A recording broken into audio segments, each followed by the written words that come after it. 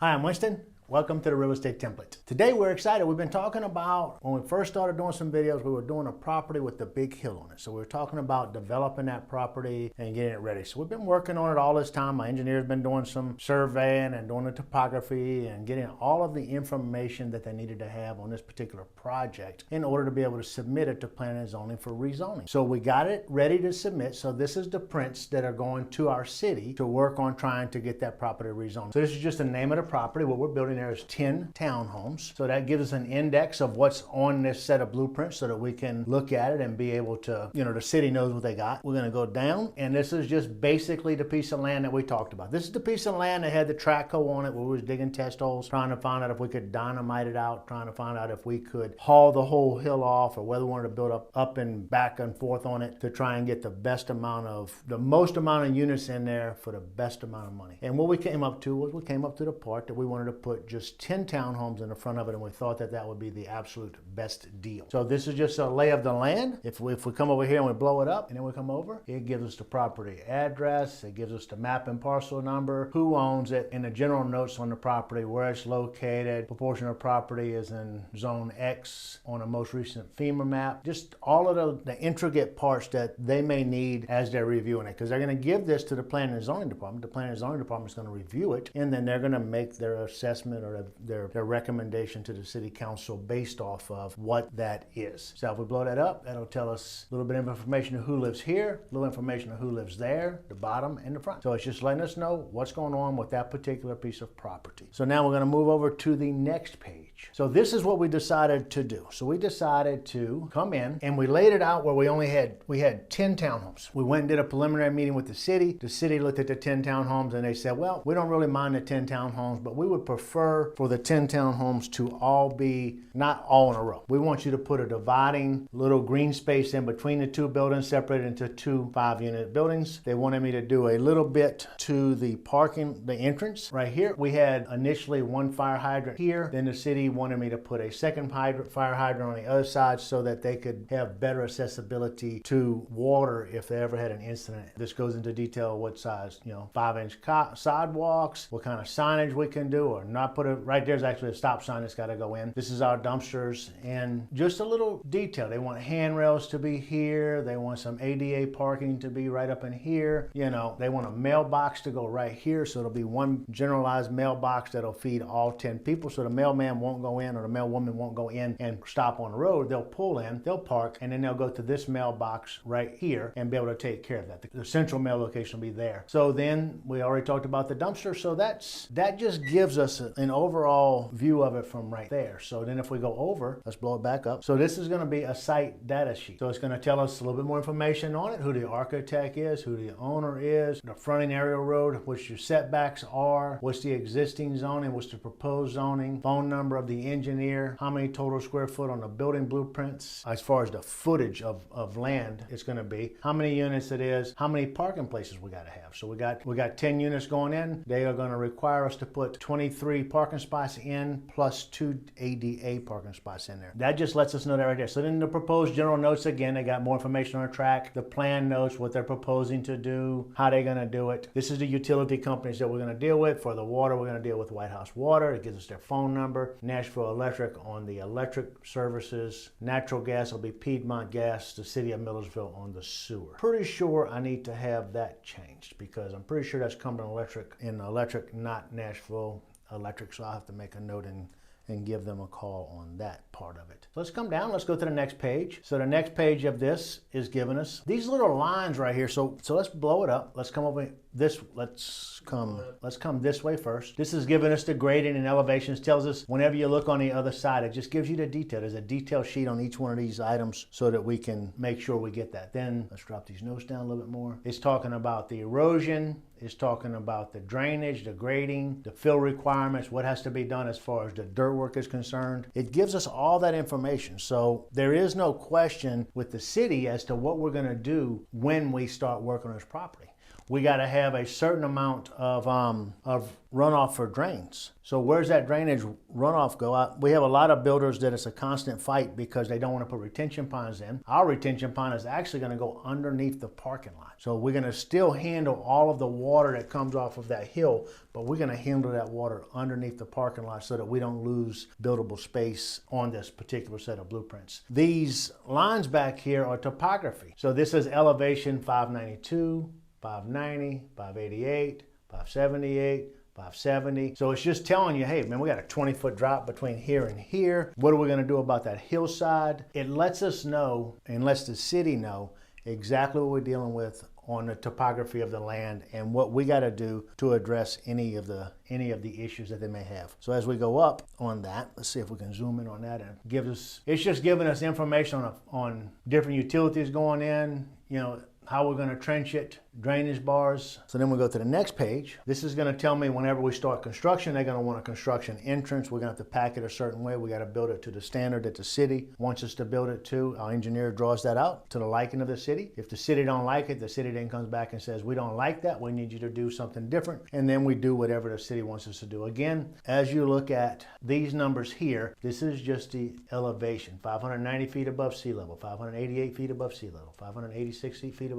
It's just the topography of how the land lays so that you know what we're looking at. This is going to give us a bunch more notes. Structural controls, erosion, legend, contractor, management practice notes, discharge quality. What are we going to do? It's just detail after detail after detail so that whenever, with this set of blueprints, once it's approved, I can bring a dirt guy in and I can give the dirt guy these set of blueprints for the site plan, and they can go in and do the dirt work. I don't have to have anything else to do that. We can get the dirt work done. That's one step of the project. Then we're going in and we get the architectural drawings. We bring the architectural drawings in. That's another step of the project. We do that again. So again here, we just got more notes, more information, what they want from us, what they don't want from us. So then we're gonna go up. Now this is what the site is proposed as. You know, this will be all the parking lot right here, the dumpster same as we did before. This is listed in the units, 101, 102, 103, 104, all the units in the front, the parking places, the mailboxes, the handicap places, how the front entrance is gonna go. They need a certain amount of radius to be able to bring a big fire engine in, so we gotta meet the setbacks of that, and they're gonna require a certain amount of distance from here to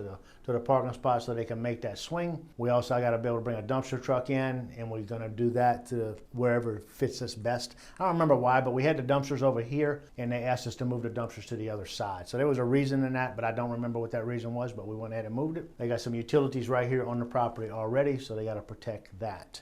More notes over there, just how they want it laid out. You know, we'll just read one of them. Number 10, it says contractors shall manage contaminated soil in a manner that will prevent or reduce the discharge of pollutants into the stormwater. So it's just telling me, hey, if you got something you're pulling up and it's got pollutants in it, you got to handle that. You got to control the rainwater, the runoff, so that those pollutants that's in that soil do not get into another person's property. We don't have anything on that site, at least we don't think we have anything on that site at the moment, but it just lets us know that's how you're going to handle this. And you know, if we don't handle it that way, that gives the city the ability to come after us and say, hey, your blueprint said you was going to do this, we're going to shut you down, you're going to fix the problem, and then we're going to go from there. And I won't be able to say, well, you know, I just didn't know I was supposed to do that, because my blueprints have it listed on it exactly what I'm going to do. Then we're going here.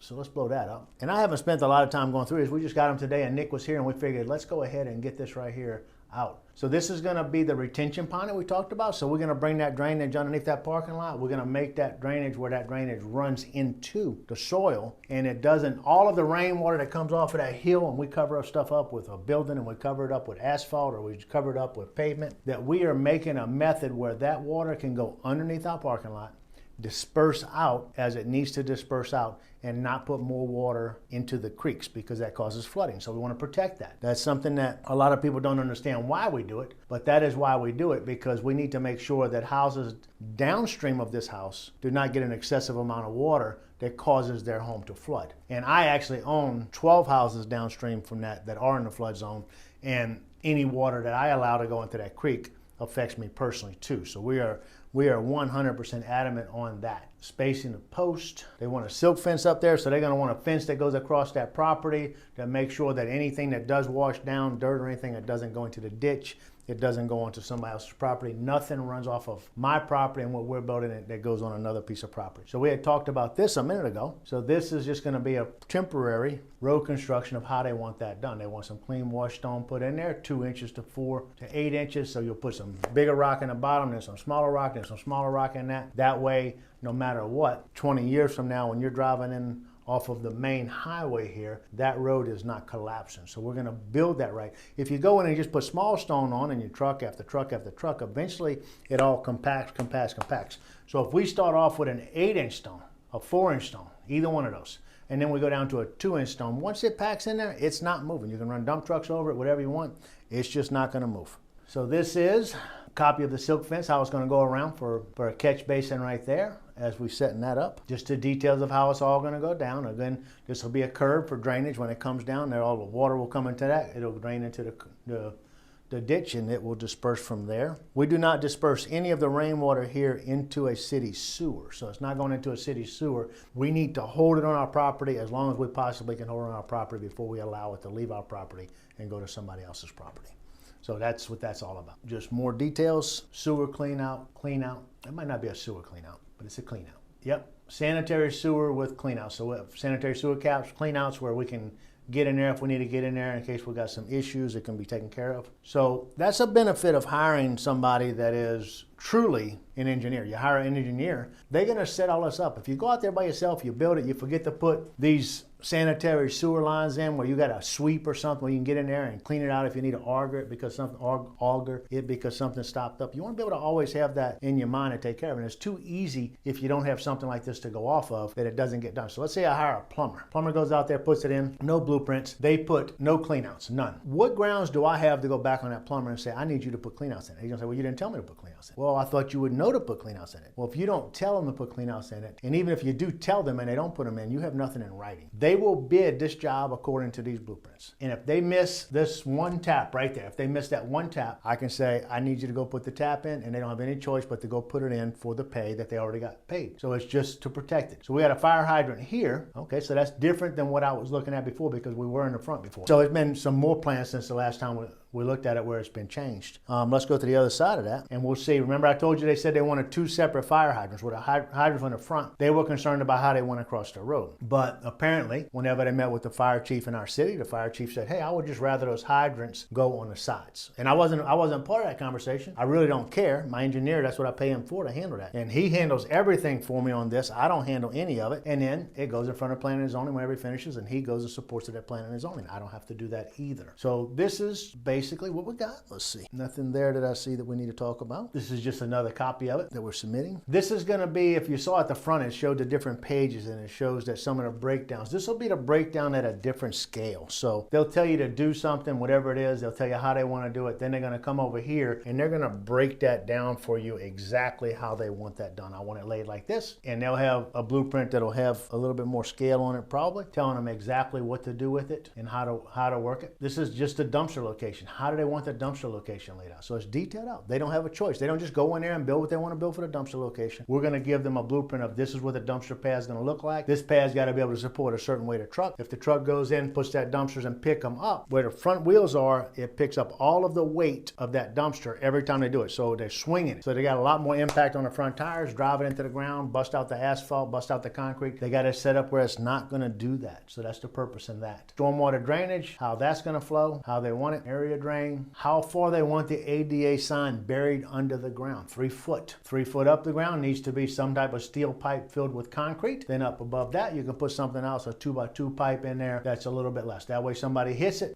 damage to their car, not necessarily to our pole. So they want to protect that. That's important. How they want the parking spots laid out. They need a minimum of 8 foot with 8 foot between them. This is what they want a sign. They want you to stripe it a certain way. They want a concrete wheel stop. When you hit it, you're going to stop. You're not going to run into the houses. That is what we were, so this takes time. So they've been working on this. We've been working on this for what? More than a couple months, 2 or 3 months. Well, we've been working on it for 2 or 3 months, but a lot of that was some preliminary time trying to figure out what we wanted to do because we really did not not know what we wanted. Once we found out what we wanted to do, I think our engineer's been on a little bit over a month now. He hasn't been real bad on it, but a lot of that right there was really waiting on us to come up with decisions of what we wanted. So this is the entrance exit for the retention pond or detention pond. So it's going to come on under. We're going to hold it. And I don't know. I'm going to talk to you about what I think on this right here because I do not know the underwater retention. I haven't done that before. This is our first project to do that on. But it's supposed to bring it under. It'll filter that water out into the rock right here and into the dirt. They will do a soil test on the dirt, or they already have done a soil test on the dirt to know that the water will infiltrate the dirt at a certain amount of rate of flow. They're going to make it where if you get 2-inch rain over a period of an hour, that it'll hold so much water. So whatever the EPA is telling us, hey, this is our guidelines for this, that is the guidelines we have to adhere to. So whatever that is what we got to hold up to. So we do that, then we look at this, just more detail of how it goes. Whatever that is going to be 48 inches wide. It's giving us all of the guidance. One of the pipes will come in, one of the pipes will come out, because it'll come in and hold it for so long, and then it's going to have to release. If we get, let's say we get 5 inches of rain in an hour, it's not going to be designed to handle that much water, so it'll have to find a way to shed it. That's going to be clean outs, roof drain clean out. Well, but anyway, in a nutshell, basically that's what it is. So we're excited to show you that right there. We're gonna be giving that off to the planning and zoning and letting them go ahead and review it and make their decision on what they got to do, and then we'll go from there. We'll check in with you whenever we know those answers, and we'll check in with you whenever we start moving some dirt. We'll get some video on that and show you that process of where we're going all the way through it. Nick, can we pair this real quick? Is that oh, okay. So just as I went through that right there, I saw this. So this is showing they're going to require X amount of trees. So we're going to plant some vegetation in the back. We're going to plant some vegetation on the sides. We got to put some shrubs in the front. They want something here. They want to know that I can build this, and when I finish it, it can really be ugly. It can really be ugly. What I'm giving them is, I'm giving them a plan of what I'm going to plant there. I'm showing them the vegetation that's going in. I'm showing them that aesthetically from the road. I'm going to hide the parking lot. You really won't be able to see much of it. You won't be able to see this. You won't be able to see that. I'm doing that for the city, or maybe I'm not doing it for the city. Maybe the city has required him to do it, but it's part of what we do as we're doing it. And it breaks those materials out all the way down. What kind of, this is a sweet gum we're going to put in. He's telling them this is what kind of tree we're going to put in, and that's what we're going to do. So that was that portion of it that we didn't have, and that's all I really wanted to show you. I just wanted to show you that so you see that is the breakout of it and how it goes and what it's going to look like. So thank you very much for watching, and check us out on the next video. Please like and subscribe. Share us with your friends. Let us help those people that want help, and give somebody a little gift to help them move to that next level that they might not be able to do on their own. Thank you very much. Have a great day.